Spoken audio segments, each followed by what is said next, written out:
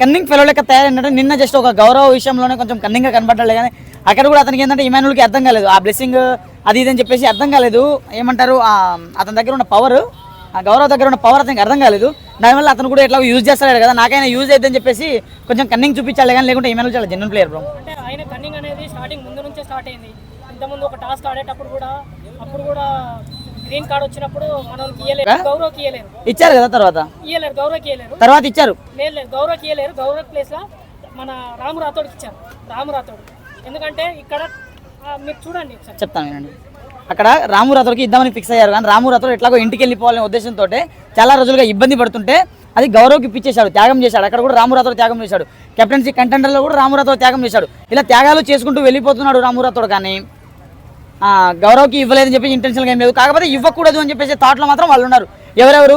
Emmanuel, ఆ తర్వాత తనుజ ఆ థాట్లో ఉన్నారు, బట్ ఇచ్చారు.